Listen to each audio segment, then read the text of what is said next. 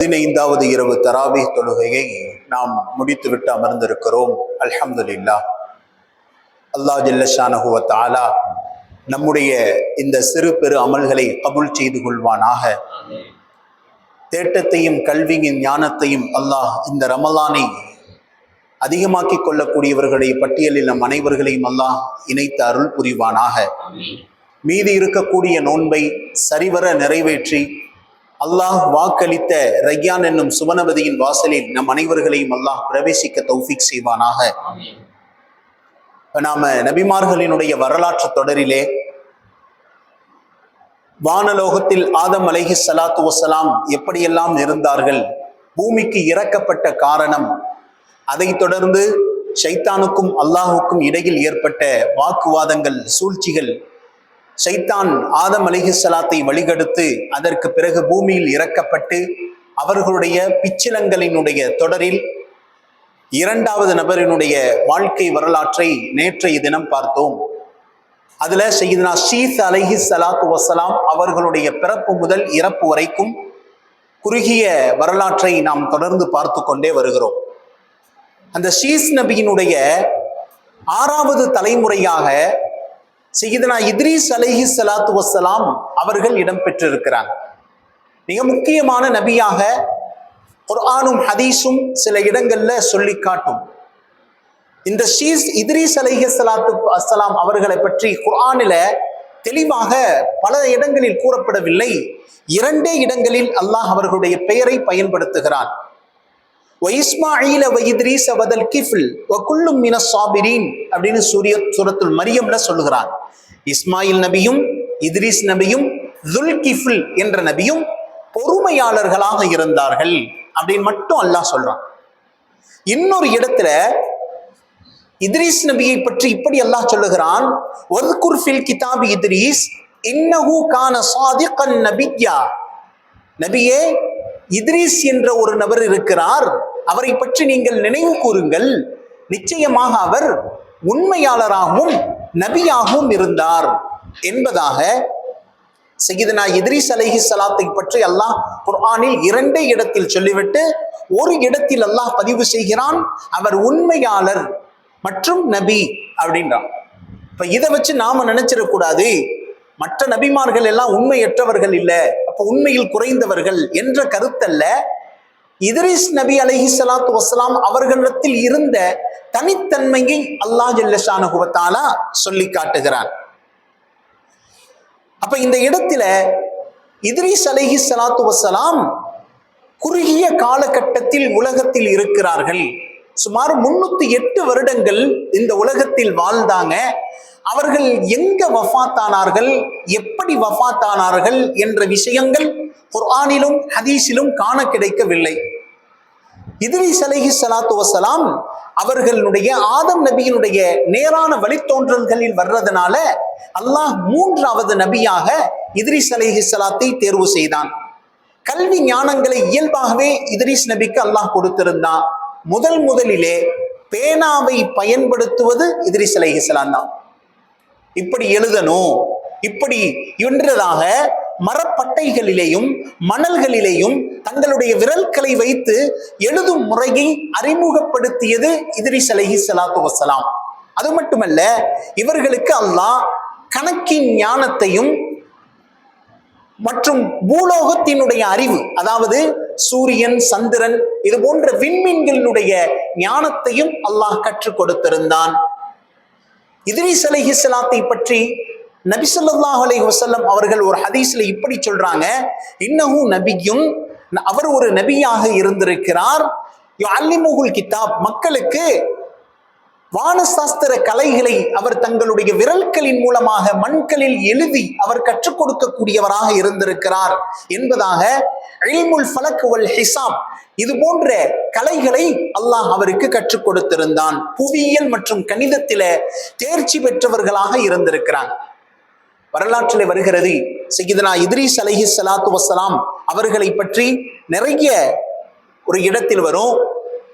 ஸல்லல்லாஹு அலைஹி வஸல்லம் அவர்கள் மிஅராஜுக்கு அழைத்து விண்ணுலகத்திற்கு கொண்டு செல்லப்படும் பொழுது நபி அவர்கள் சொல்றாங்க, சும்ம ஸஈத பி இல ஸமாஇர் ராபிஆ, 3 வானத்தினுடைய கதவுகள் தட்டப்பட்டு 4வது வானத்தில் நான் போன பிறகு அந்த இடத்துல ஜிப்ரீல் அலைஹிஸ்ஸலாத்து வஸ்ஸலாம் கதவை தட்டுறாங்க.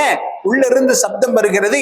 நீங்கள் யார் வந்திருக்கிறீர்கள் என்று கேட்க இத்ரீஸ் நாங்க சொல்றோம், ஜிப்ரீல் அலைஹிஸ்ஸலாம் சொல்றாங்க, அன வ முஹம்மத், நானும் என்னோட முஹம்மது ஸல்லல்லாஹு அலைஹி வஸல்லம் வந்திருக்கிறோம் அப்படின்னு சொன்ன உடனே கதவுகள் திறக்கப்படுகிறது.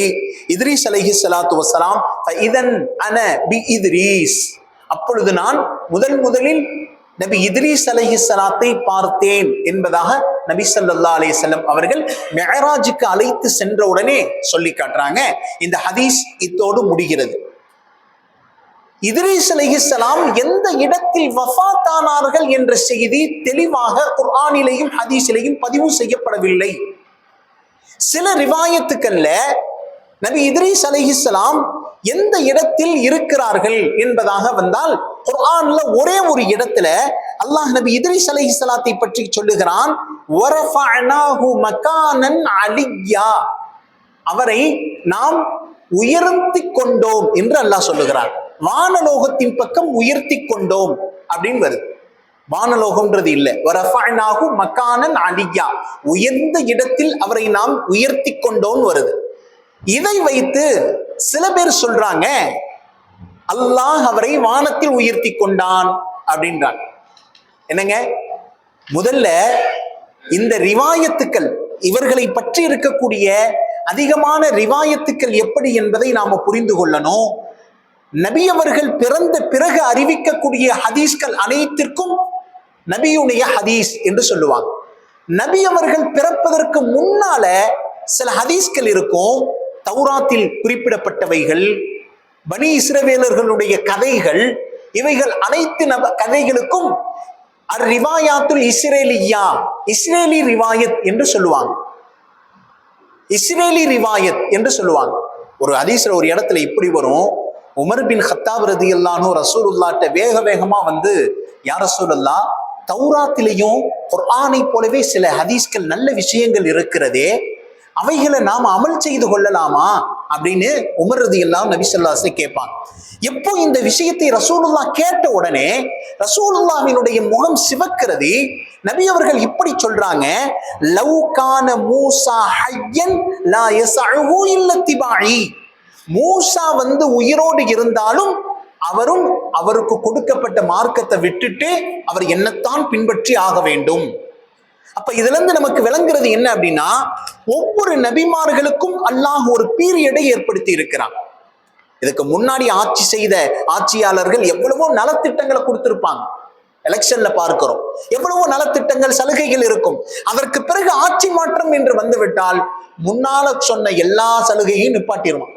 இவன் சொல்றதுதான் இப்ப சட்டம். அதே போலத்தான் ஒவ்வொரு நபிமார்களுக்கும் ஒவ்வொரு பீரியடை அல்லாஹ் வைத்திருக்கிறான்.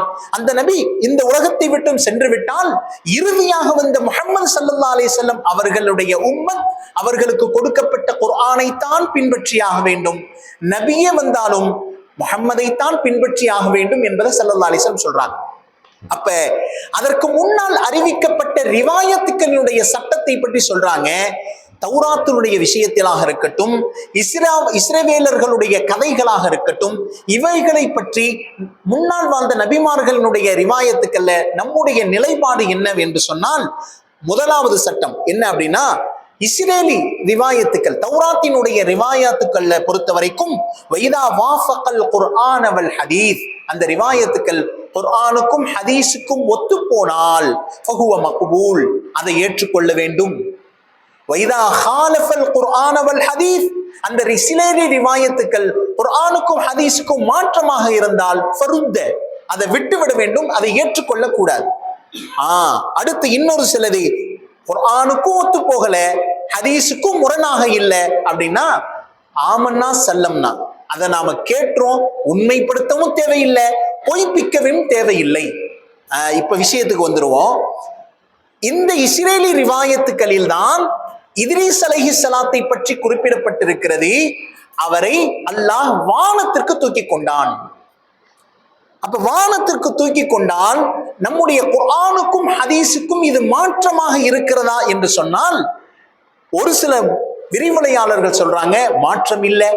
ஏன் மாற்றம் இல்லை என்றால், அதுதான் மிஅராஜ்ல ஸல்லல்லாஹு அலைஹி வஸல்லம் வானத்துல இருக்கிறதாக அல்லவா பார்த்து விட்டு வந்திருக்கிறாங்க. அதனால நபி இத்ரீஸ் அலைஹிஸ்ஸலாத்தை உயர்த்தி இருக்கலாம் என்பதாக சில விரிவுரையாளர்கள் சொல்லி காட்டுறாங்க. சில விரிவுரையாளர்கள் இன்னும் சில பேர் சொல்றாங்க, வரஃபஅனாஹு மகானன் அலியா, அல்லாஹ் அவரை மேலே உயர்த்தி கொண்டான் என்பதை கொண்டு நோக்கம் என்னவென்றால், இத்ரீஸ் அலைஹிஸ்ஸலாம் அடிக்கடி இந்த வார்த்தையை சொல்லிக்கொண்டே இருப்பாங்க. ஒவ்வொரு அடியாரினுடைய அமல்களை அல்லாஹ் வானத்துல உயர்த்தி கொண்டே இருக்கிறான், அது போல என்னுடைய அமல இங்க வானத்துல உயர்த்தப்பட்டு கொண்டே இருக்கிறது என்று அடிக்கடி சொல்லுவார்கள். அதனால தான் அல்லாஹ் இந்த வார்த்தையை சொல்லி இருக்கிறான் என்று சொல்றாங்க. இன்னொரு இஸ்ரேலி ரிவாயத்துல இப்படி வருகிறது, இத்ரீஸ் நபியை வானலோகத்தில் அல்லாஹ் பார்க்கிறான். அதிகமாக வணக்கங்கள் செய்து கொண்டே இருந்ததுனால அல்லாஹ்விடத்துல ஒரு துஆவை கேட்கிறாங்க, யா அல்லாஹ் எனக்கு ஆயுசை இன்னும் அதிகமாக்கி கொடு அப்படின்னு கேட்கிறாங்க. அப்ப மலக்குல் மௌத்துட்ட சொல்றாங்க, நான் அல்லாஹ்வை சந்திக்க வேண்டும். அல்லாஹ்வை சந்திக்கணுமா என்று சொன்ன உடனே அவர்களை வானலோகத்திற்கு அழைத்து செல்லப்படுகிறது. அழைத்து சென்ற உடனே 4வது வானம் வரும் பொழுது அவர்களுடைய அஜில் மரண நேரம் நெருங்க ஆரம்பித்து விட்டது. அதே இடத்திலேயே அவர்களை கைப்பற்றப்படுகிறது. 4வது வானத்திலே அவர்கள் இருந்து கொண்டார்கள் என்பதாக சில ரிவாயத்துக்கள் வருகிறது. இதுவும் இஸ்ரேலி ரிவாயத்துக்கள். அதனால இவைகளை நாம் என்ன செய்ய தேவையில்லை, உண்மைப்படுத்தவும் தேவையில்லை, அதை பொய்ப்பிக்கவும் தேவையில்லை. என்னங்க, கேட்டது ஆமன்னா சல்லம்னா என்பதாக நாம இந்த இடத்துல முடிவு செய்து கொள்ள வேண்டும். எது எப்படியோ சய்யிதுனா இத்ரீஸ் அலைஹிஸ்ஸலாத்து வஸலாம் அல்லாஹ் சொல்வதை போல மிக உண்மையாளராகவும் நேர்த்தியாளராகவும் இருந்தார் என்பதாக சொல்றாங்க. அப்ப இத்ரீஸ் நபிட்ட இருந்த மிக முக்கியமான பண்புகளில் ஒன்று அஸ்ஸிதுக், உண்மையாளர். குர்ஆன்ல நிறைய இடங்கள்ல இந்த உண்மை தன்மையை பற்றி வரும். யா அய்யுஹல்லதீன ஆமனூ கூனூ மஅஸ் ஸாதிகீன், நீங்கள் உண்மையாளர்களோடு சேர்ந்து இருங்கள். எந்த ஒரு மனிதரிடத்துல உண்மைத்தன்மை வந்துவிட்டதோ எல்லா இடத்திலேயும் அல்லாஹ் அவர்களை உயர்த்தி கொண்டே செல்லுகிறான். காரணம், உண்மைதான் ஒரு மனிதனை சொர்க்கத்திற்கு இழுத்துச் செல்லுகிறது. ஹதீஸிலே ஸல்லல்லாஹு அலைஹி வஸல்லம் சொல்றாங்க, இன்ன ஸித்க அலைக்கும் பிஸ்ஸித்க், நீங்கள் உண்மையை பற்றி பிடித்துக் கொள்ளுங்கள். இன்னைக்கு நாம என்ன நினைக்கிறோம், என் பிள்ளை பொய் சொல்லி மாட்டிக்கிறாம தப்பிச்சிருச்சுன்னா அவன் தான் விவரமான பிள்ளை, அவன் தான் கெட்டிக்காரன் என்பதாக நாம் பட்டப்பேர் சூட்டுகிறோம். உண்மையை சொல்லி ஒருவன் மாட்டிக்கொண்டால் கொள்வது பொய் சொல்லி தப்பித்துக் கொள்பவனை விட சிறந்தவன் என்பதாக மார்க்கம் சொல்லுகிறது. என்னங்க, நல்லா நினைச்சு பாருங்க, பொய் சொல்றது என்பது ஈஸியா, உண்மை பேசுவது என்பது ஈஸியா? மார்க்கத்தினுடைய சட்டங்கள் அத்தனையும் இப்படிதான் இருக்கும். நல்லா நினைச்சு பார்த்தா ஒருத்தன் உண்மையை சொல்லுகிறான்னா இருக்கிறத அப்படியே சொல்றதுல பெரிய கஷ்டம் ஒண்ணும் இல்லை, அப்படியே சொல்ல போறான், அவ்வளவுதான். ஆனா பொய் சொல்லுகிறவன் நிகழ்வை அப்படியே மாற்றி சொல்லணும், தன் மீது கரை படிந்து விடாத மாதிரி யோசிக்கணும். அதற்கு பிறகு அந்த பொய்ய மறைக்கிறதுக்கு இன்னொரு பொய்ய சொல்லணும், அதுலயும் மாட்டிக்கிற கூடாது. 2 தடவை பொய் சொன்ன உடனே 3வது தடவை சூழ்நிலைகள் மாற்றமாக இருக்கும் பொழுது எப்படி இருந்தாலும் அவன் பேசியது பொய் என்று இன்னொரு நேரத்தில் வெளிப்பட்டு விடும், அதை மறைக்கிறதுக்கு இன்னொரு பொய் சொல்லணும். பாருங்க எவ்வளவு கஷ்டம் இருக்கிறது. ஷரியத்தினுடைய சட்டங்கள், மார்க்கத்தினுடைய சட்டங்கள் அனைத்தையும் அல்லாஹ் லேசாக வைத்திருக்கிறான். ரசூலுல்லாஹ் சொல்றாங்க, நீங்க உண்மையை பற்றி பிடியுங்கள். ஃபஇன்ன ஸித்க யஅதி இலல் பிர், நன்மையை கொண்டு வரும். ஃபஇன்னல் பிர்ர தஅதி இலல் ஜன்னah, நிச்சயமாக நன்மைகள் அத்தனையும் சொர்க்கத்தின் பக்கம் கொண்டு சேர்க்கும். ஒரு மனிதனிடத்துல உண்மைத்தன்மை இருந்து விட்டால் அவனை ஈஸியாக சொர்க்கத்திற்கு சென்று விடலாம். 2வது தன்மையாக சொல்றாங்க, யாரிடத்தில் இந்த உண்மை தன்மை இருக்கிறதோ அல்லாஹ் அவரை படைப்பினங்களின் உள்ளத்தில் உயர்த்தி கொண்டே செல்லுகிறான். ஸல்லல்லாஹு அலைஹி வஸல்லம் தான் வாழ்ந்த 63 வருட காலத்துல பெருமானார் ஒரு இடத்தில் பொய் சொன்னதாக வரலாறே கிடையாது. அமீன் பட்டப்பேர ஸல்லல்லாஹு அலைஹி வஸல்லத்துக்கு மக்காவின் காஃபிர்கள் வைப்பாங்களா, சாதிக், இவர் உண்மையாளர், நம்பிக்கைக்குரியவர். ரசூலுல்லாஹ் விளையாட்டுக்கு சொன்னாலும் கூட அதுல உண்மைதான் இருக்குமே தவிர பொய் வந்ததே இல்லையா. என்னங்க, ஹதீஸ்ல பல இடங்களில் பார்க்கிறோம். அதி பின் ஹாத்தம் ரலியல்லாஹு அன்ஹு அவர்களை பார்த்து ஸல்லல்லாஹு அலைஹி வஸல்லம் சொல்லுவாங்க, நீ 3 விஷயங்களை பார்க்காம நீ மரணிக்கவே மாட்டாய் என்பதா சொல்லுவாங்க. முதலாவது விஷயம், இம்ராத்தும் தத்தூஃபு ஃபில் கஅபா, ஒரு பெண் தனியாக கஅபாவில் தவாஃப் செய்த நிலையில் நீ பார்ப்பாய். அரபு தேசத்துடைய காலத்துல ஒரு பெண் தனியாக வர்றது என்பதே பெரிய விஷயம். ரசூலுல்லாஹ் சொன்னாங்க, ஒரு பெண் தனியாக கஅபாவை தவாஃப் செய்யக்கூடிய நிலையில், தைரியமான நிலையில் வந்து தவாஃப் செய்வதை நீ பார்க்காமல் மரணிக்க மாட்டாய். இரண்டாவது சொல்றாங்க, கிஸ்ராவினுடைய மன்னர்களுடைய கிரீடங்கள் மதீனா நகரத்தினுடைய தெரு வீதிகளில் கிடப்பதை பார்க்காமல் நீ மரணிக்க மாட்டாய். மூன்றாவது சொல்றாங்க, அதி பின் ஹாத்தம் ரலியல்லாஹு அன்ஹு பார்த்து, நீ மதீனா வாசிகளிடத்துல தங்கத்தையும் வெள்ளியையும் ஜக்காத்தாக அள்ளி அள்ளி கொடுக்கப்படும், அதை வாங்குவதற்கு ஆளே இருக்காது, அத்துணை நபர்களும் செல்வத்தால் குலுங்கிக் கொண்டிருக்கக்கூடிய நிலையை நீ பார்க்காமல் மரணிக்க மாட்டாய் என்று ஸல்லல்லாஹு அலைஹி வஸல்லம் சொன்னாங்க. அதி பின் ஹாத்தம் ரலியல்லாஹு அன்ஹு அவங்க அறிவிக்கிறாங்க, ரசூலுல்லாஹ் சொன்ன இந்த 3 விஷயத்தையும் என் கண்கூடாக நான் பார்த்தேன். விளையாட்டாக ரசூலுல்லாஹ் சொன்ன அத்துணை விஷயமும் அப்படியே நடந்தது. பொய் என்பது பெருமானாருடைய வாழ்க்கையில் அறவே இல்லை. ஒரு நேரத்துல 17 வயசு இருக்கும் ஸல்லல்லாஹு அலைஹி வஸல்லம், 17-18 வயசு, ஹரமுக்குள்ள தொழுகிறதுக்காக வேண்டி உள்ள போறாங்க. அங்கிருந்த உஸ்மான் பின் தல்ஹா ஹரமினுடைய சாவி பொறுப்பாளர், அவரு பெருமானாரை விரட்டி அடிக்கிறார். முஹம்மதை வெளியே போங்க, தொழுக கூடாது, விரட்டி அடிக்கிறார்.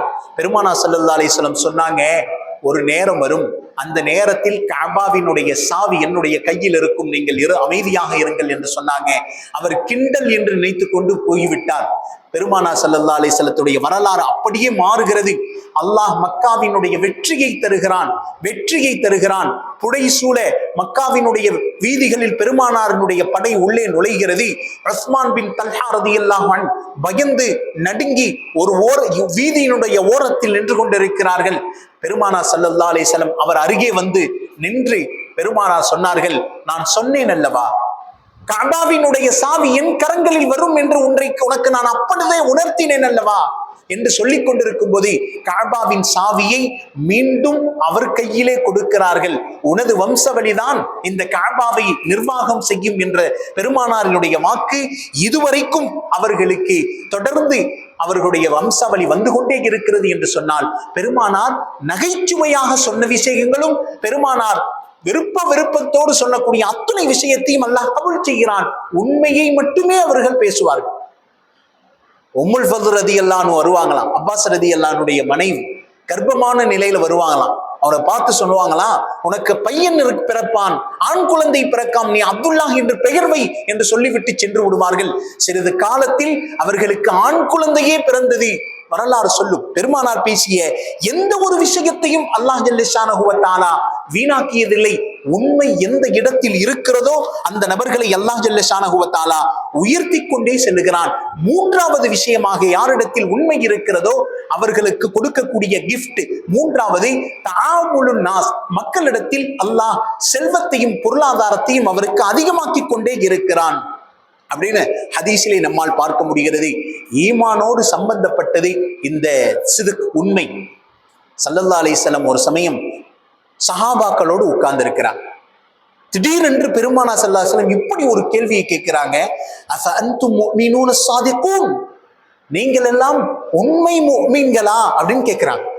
அந்த சபையில சஹாபாக்கள்ல பெரும் சஹாபாக்கள் இருக்கிறாங்க. உமர் பின் ஹத்தாப் ரலியல்லாஹு அன்ஹு, அபூபக்கர் சித்திக் ரலியல்லாஹு அன்ஹு போன்ற பெரும் சஹாபாக்கள் இருக்கிறாங்க. ஸல்லல்லாஹு அலைஹி வஸல்லம் இந்த கேள்வி கேட்டதை பார்த்தோன்னே சில சஹாபாக்களுக்கு பயமே வந்து விட்டது. இன்னும் சிலர் பதில் சொல்வதற்கும் பயப்பட்டார்கள். உமர் பின் ஹத்தாப் ரலியல்லாஹு அன்ஹு மட்டும் பதில் சொல்றாங்க, நாம் யா ரசூலல்லாஹ், நாங்க உண்மை முஃமின்கள் தான். மீண்டும் பெருமானார் கேட்கிறாங்க, அஃப அன்தும் முஃமினூன ஸாதிகூன், நீங்கள் உண்மை முஃமின்களா அப்படின்னு கேட்கிறாங்க. நாம் யா ரசூலல்லாஹ், அவங்களுடைய சப்தம் மட்டும் கேட்குது. மாஹிய அலாமாத்துல் ஈமானிக்கும், உங்களுடைய ஈமானினுடைய அடையாளம் என்ன சொல்லுங்கள் பார்க்கலாம் என்று சொல்லும் பொழுது உமர் பின் ஹத்தாப் ரலியல்லாஹு அன்ஹு 3 விஷயங்களை பதிவு செய்கிறாங்க. நஹ்னு நஷ்குரு நிஅமத்தல்லாஹ், இறைவன் எங்களுக்கு கொடுத்த அருட்கொடைக்கு நாங்கள் நன்றி செலுத்துகிறோம் யா ரசூலல்லாஹ். இரண்டாவது அடையாளம் அல்லாஹ் எங்களை கஷ்டத்தை கொண்டு சோதித்தாலும் துன்பத்தை கொண்டு சோதித்தாலும் நாங்கள் பொறுமையை மேற்கொள்ளுகிறோம் யா ரசூலல்லாஹ்.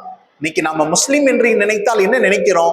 கவர்மெண்டினுடைய கெஜெட்ல என் பேரு முஸ்லிமா இருந்தா போதும், அல்லது ரேஷன் கார்டுல என்னுடைய பெயர் முஸ்லிமாக இருந்தால் போதும் என்று நினைக்கிறோம். முஸ்லிம் என்பது அதுவல்ல. முஸ்லிம் என்பது அதுவல்ல. ஈமான் வாழ்க்கை, ஷரியத்தினுடைய வாழ்க்கை உள்ளத்தில் வர வேண்டும். அதனுடைய அடையாளங்கள் உடலில் வெளிப்பட வேண்டும். இதை அடையாளமாக ஸல்லல்லாஹு அலைஹி வஸல்லம் சொல்றாங்க. உமர் பின் கத்தாப் ரலியல்லாஹு அன்ஹு இரண்டாவது விஷயமாக சொல்றாங்க, நாங்க அல்லாஹ் எங்களை தொடர்ந்து சோதனை செய்தால் நாங்கள் பொறுமையை மேற்கொள்ளுகிறோம் யா ரசூலல்லாஹ். மூன்றாவது சொல்றாங்க, நாங்க அல்லாஹ் எங்களுக்கு விதித்த விதியை நாங்கள் ஏற்றுக்கொள்ளுகிறோம் யா ரசூலல்லாஹ்.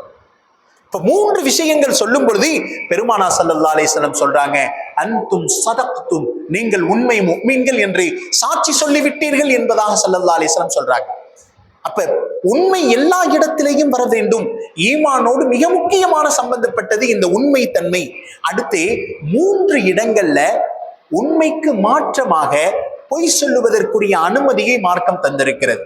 அதுல முதலாவது விஷயத்த சொல்றாங்க, அல் இஸ்லாஹு பைனன் நாஸ், மக்களுக்கு மத்தியில சீர்திருத்தம் செய்வதற்காக 2 பேர் சண்டை போட்டுக் கொண்டாங்க, அவர்களை சேர்த்து வைப்பதற்காக வேண்டி சில இடங்களில் உண்மைக்கு மாற்றமாக பேசுவதற்கு அனுமதி இருக்கிறது.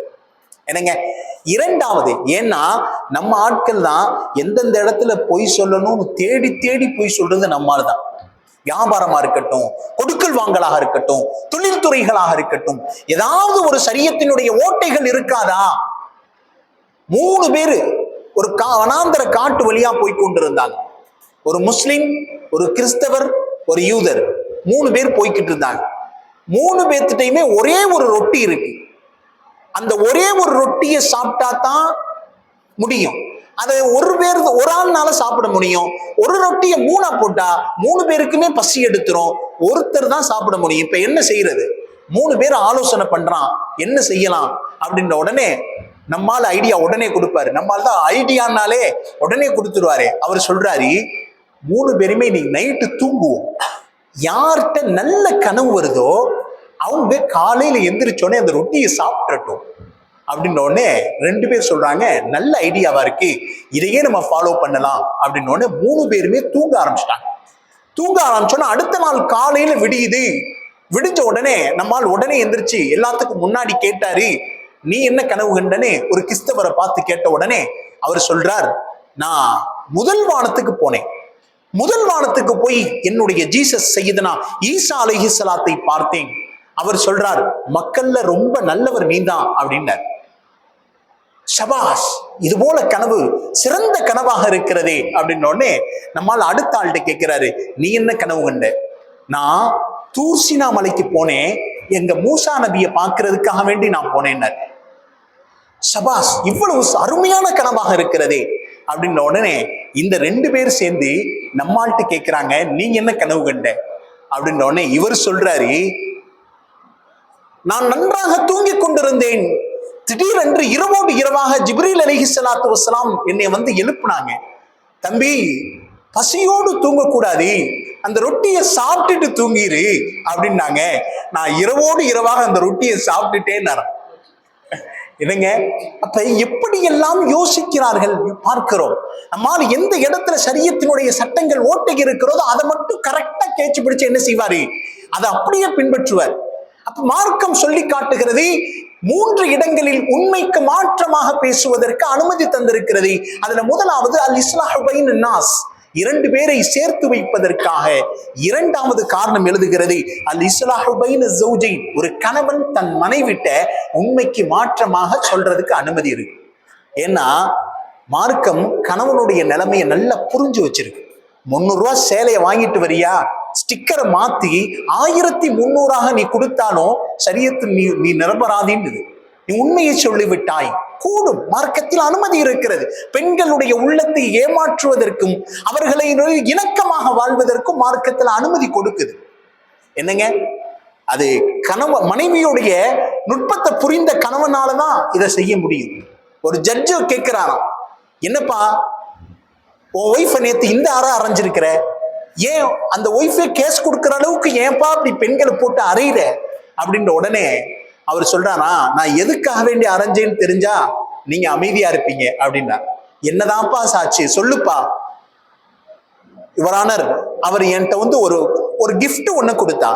நான் அந்த கிஃப்ட ஆர்வமா திறந்துகிட்டே இருந்தேன். அதை திறந்து பார்த்தா உள்ள ஒரு பெரிய பர்ஸ் இருந்துச்சு. அந்த கிஃப்ட திறந்த இன்னொரு பர்ஸ் இருந்துச்சு. அந்த கிஃப்ட திறந்த இன்னொரு பர்ஸ் இருந்துச்சு. அந்த கிஃப்ட திறந்த இன்னொரு பர்ஸ் இருந்துச்சு. அதை திறந்து இன்னொரு பர்ஸ் இருந்துச்சுன்னொடனே நீதிபதிக்கு பொறுமை இழந்து, கடைசியா என்னதாப்பா இருந்துச்சு அதை சொல்லுப்பா அப்படின்னோடனே, உங்களுக்கே இவ்வளவு கோவம் வருதுல, அதை நான் நேரடியா பார்த்து எனக்கு எப்படி இருந்திருக்கும் சொல்லுங்க பார்க்கலாம் அப்படின்னு உடனே, நீ செஞ்சது சரிதான்ப்பா, முதல் கிளம்புப்பா அப்படின்னு அனுப்பிச்சு வைக்கிறாரே. ஆனால் சில இடங்களில் மனைவிகளை சமாளிப்பதற்கு நாம் இது போன்ற விஷயங்களை பயன்படுத்திக் கொள்வது மார்க்கத்தில் அனுமதி இருக்கிறது. மாடியில திடீர்னு ஒரு சவுண்டு ஒண்ணு கேட்டுச்சான், டமால்னு. வீட்டுல இருந்த முல்லா நஸ்ருதீன் என்ன செஞ்சாரா, மாடியில வேலை செஞ்சுக்கிட்டு இருந்திருக்காரு. பெரிய சவுண்டு, டமால்னு சவுண்டு கேட்டிருக்கு. கீழே இருந்து மனைவி கேட்டிருக்கிறாங்க, அங்க என்னங்க சவுண்டு அப்படின்ன உடனே அவர் சொல்றாரு, இல்ல சட்டை விழுந்துருச்சு அதனால அது சவுண்டு கேட்டு. ஒய்ஃப் கேட்கிறாங்க, சட்டை விழுந்தாயா அவ்வளவு சவுண்டு கேட்கும்? இல்ல இல்ல, சட்டைக்குள்ள நான் இருந்தேன் அதனால.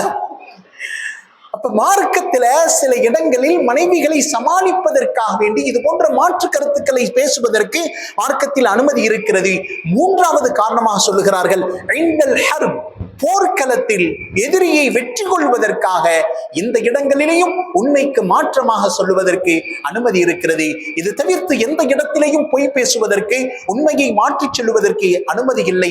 அல்லாஹ் ஜல்ல ஷானஹு வ தஆலா இது போன்ற சாலிஹீன்கள் நல்லவர்களுடைய கூட்டத்தில் உண்மையை பேசிய நிலையிலேயே மார்க்கத்தை எல்லா இடத்திலேயும் பின்பற்றுவதற்கும் மார்க்கத்தை எத்தி வைப்பதற்கும் அல்லாஹ் நம் அனைவருக்கும் தௌஃபீக் செய்வானாக. சய்யிதுனா இத்ரீஸ் அலைஹிஸ்ஸலாத்துடைய வாழ்க்கை இதோடு நிறைவுபடுகிறது. அதற்கு அடுத்து எந்த நபி வருகிறார்கள்? நூஹ் நபி அலைஹிஸ்ஸலாத்துடைய தொடர் வாழ்க்கை இனிமேல் ஆரம்பமாகிறது. ஏனென்றால் இதுவரைக்கும் பூமியில் குழப்பங்கள் எதுவும் நினைவுபடுத்தல. அல்லாஹ்வை மாற்றமான சிலை வணக்கங்களோ வஸ்துக்களினுடைய வணக்கங்களோ இதுவரைக்கும் ஆரம்பமாகவில்லை. இந்த நூஹ் நபியினுடைய காலத்திலிருந்துதான் எந்தெந்த வல்ல சிலை வணக்கங்களும் மற்ற இதர படைப்பினங்களுடைய வணக்கங்களும் ஆரம்பமாகிறது. அது எப்படி என்பதை தொடர்ந்து இன்ஷா அல்லாஹ் வரக்கூடிய நாட்களில்